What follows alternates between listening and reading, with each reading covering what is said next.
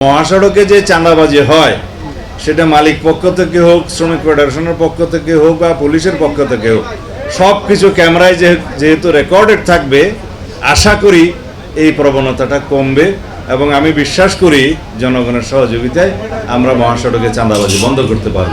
Automatic camera এবং AI generated fine সিস্টেমের আমরা ইন্ট্রোডিউস করেছি, যাতে কেউ স্পিড ব্রেক করলে, স্পিড লিমিট ক্রস করলে এবং ট্রাফিক আইন ভঙ্গ করলে, উল্টা পথে যাত্রা করলে, ওভারটেকিং করলে, যে কোনোভাবেই হোক যেখানে সাইন সিগন্যাল দেওয়া আছে সেটা অমান্য করলে তার উপরে ফাইন আরোপ করা হবে। অটোমেটিক্যালি এটা বিআরটি এর কাছে চলে যাবে এবং টেলিফোনিক মেসেজের মাধ্যমে সে গাড়ির মালিকের কাছে, যার নামে রেজিস্ট্রেশন, তার কাছে সেই মেসেজ পৌঁছে যাবে।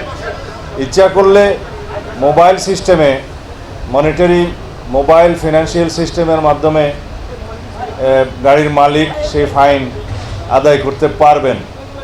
সেটা একবার, দুইবার, তিনবার হলে তারপরে রেজিস্ট্রেশন ক্যান্সেল হবে কিনা সেটা বিআরটি এর আইন অনুযায়ী হবে।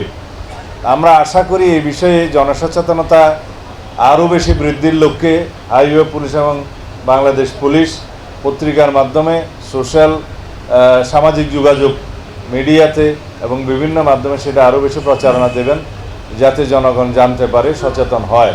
আশা করি এই উদ্যোগের ফলে আমাদের একটা যুগান্তকারী পরিবর্তন সড়ক শৃঙ্খলার মধ্যে আসবে। মালিক, শ্রমিক ফেডারেশন এবং পুলিশ সম্মিলিতভাবে এই প্রচেষ্টাকে সফল করতে হবে। কিছু ভুল ত্রুটি যদি ধরা পড়ে সেগুলো সংশোধন করে পর্যায়ক্রমে বাংলাদেশের সকল মহাসড়কে এই ব্যবস্থা চালু করব ইনশাআল্লাহ।